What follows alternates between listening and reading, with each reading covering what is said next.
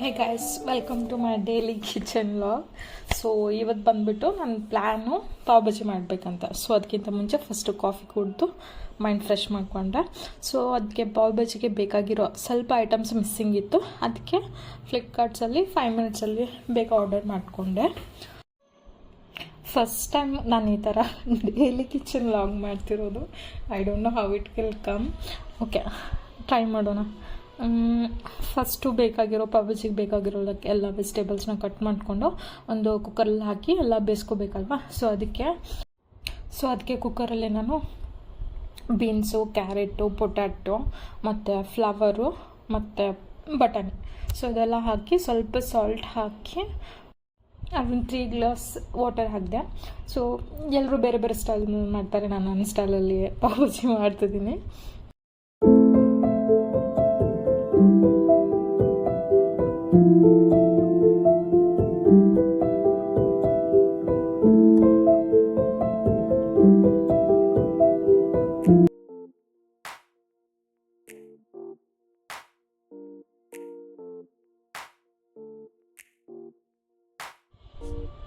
Next ಜೀರಿಗೆ, ಸಾಸಿವೆ ಮತ್ತು ಆನಿಯನು ಇದೆಲ್ಲ ಹಾಕಿ ಮಿಕ್ಸ್ ಮಾಡ್ತಿದ್ದೀನಿ. ಸೊ ಚೆನ್ನಾಗಿ ಫ್ರೈ ಮಾಡ್ಕೊಬೇಕು.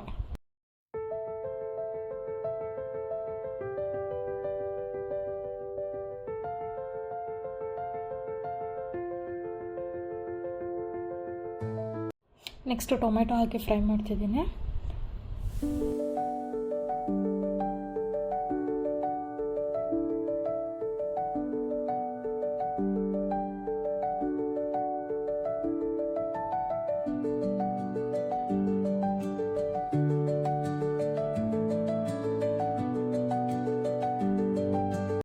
ನೆಕ್ಸ್ಟು ಮಸಾಲ ಪೌಡರ್ಸ್ ಎಲ್ಲ ಮಿಕ್ಸ್ ಮಾಡ್ಕೋಬೇಕು.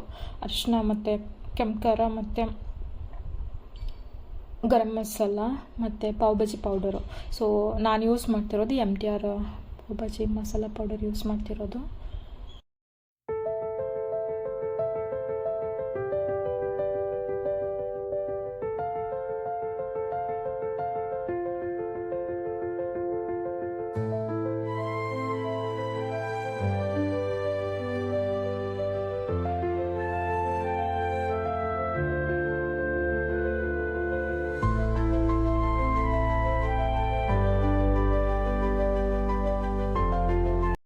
ಅದಾದಮೇಲೆ ಸ್ವಲ್ಪ ಸಾಲ್ಟ್ ಹಾಕಿ ಎಲ್ಲನೂ ಚೆನ್ನಾಗಿ ಮಿಕ್ಸ್ ಮಾಡಬೇಕು. ಅದಾದಮೇಲೆ ಕುಕ್ಕರ್ದಲ್ಲಿರೋದೆಲ್ಲದನ್ನು ಸ್ವಲ್ಪ ಸ್ಮ್ಯಾಶ್ ಮಾಡಿ ಇದನ್ನು ಮಿಕ್ಸ್ ಮಾಡೋದು. ಎಲ್ಲ ಮಿಕ್ಸ್ ಮಾಡಿ ಸ್ವಲ್ಪ ಹೊತ್ತು ಕುದ್ಲಿಕ್ಕೆ ಬಿಡಬೇಕು. ಸೊ ಅದಾದಮೇಲೆ ಸ್ವಲ್ಪ ಮೇಲ್ಗಡೆ ಕೊತ್ತಂಬರಿ ಹಾಕಬೇಕು. ಒಂದು ಸ್ವಲ್ಪ ತುಪ್ಪನೂ ಹಾಕಿ ಸ್ವಲ್ಪ 2-3 ಮಿನಿಟ್ಸ್ ಬಿಟ್ಬಿಡಿ, ಚೆನ್ನಾಗಿರುತ್ತೆ.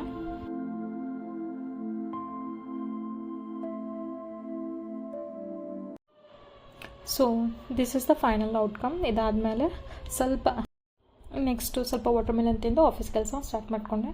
ಸೊ ನನ್ನ ಈ ಕಿಚನ್ ವ್ಲಾಗ್ನ ಇಲ್ಲಿಗೆ ಎಂಡ್ ಮಾಡ್ತಿದ್ದೀನಿ. Thank you so much for watching. Thank you. Bye.